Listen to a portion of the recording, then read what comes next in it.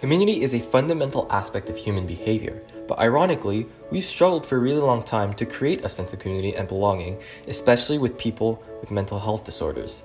The stigma they face, that they're inferior, the abuse they experience, all leads to severe social exclusion, all because they're just different. But being different is okay. In fact, diversity is actually good for a community. This is the message behind Lars and the Real Girl. This movie is able to show through its use of cinematography, such as the use of close-up, camera focus, and positioning of the actors, that supporting diversity helps a community come together. Now, I'm going to help you do the same. Note, if you haven't watched the movie, you should go do that because I'm going to assume that you have. So, without further ado, let's dive in. This is Lars and the Real Girl, Saving Our World Through Cinema, Episode 6. The close-up is used by virtually every director and cinematographer to highlight the emotion of a character. It's especially used a lot on Lars and can show if he's feeling lonely, uncomfortable, or when he's feeling accepted.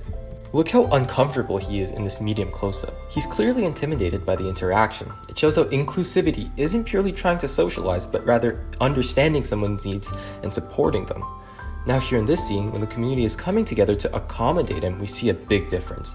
At this point, the community's been supporting him for a while. We can see the difference. He's at ease, he's smiling, and he feels good about himself. It's also used to show how we can help the other side as well. See here in this close-up with Gus and Karen while watching Bianca. On Karen's face, who's avidly helping Lars, we see joy and that she's having fun. Developing a sense of belonging for Lars is giving something back to her, whereas Gus, who does not want to support Lars, is clearly not benefiting in the same way. None of this is easy for any of us, but we do it. Oh, we do it for you.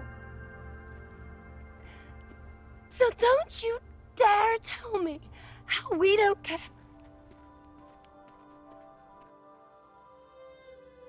Depth of field and focus can serve a variety of purposes in cinema. In this movie, it's used to either isolate Lars with the rest of the people or incorporate him with them in the shot.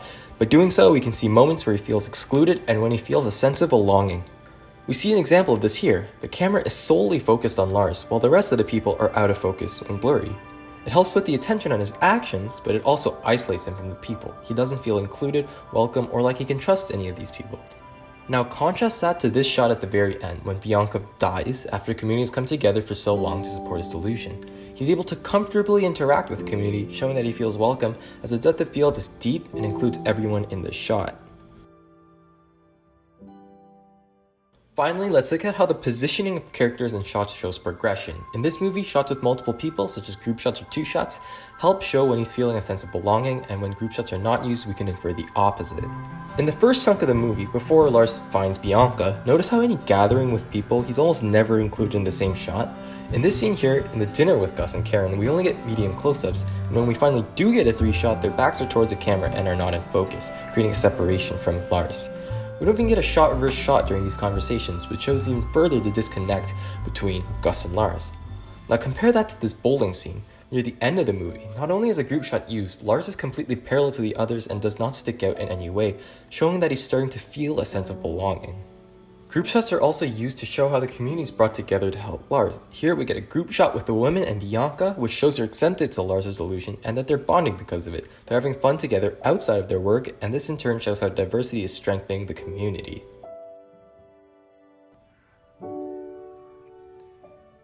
We are here to celebrate Bianca's extraordinary life. From her wheelchair, Bianca reached out and touched us all in ways we could have never imagined. In a time where issues surrounding mental health are so relevant, especially because of quarantine, Lars and the Real Girl is able to show through cinematography how support for those with disorders and creating a sense of belonging for them is important for both parties involved.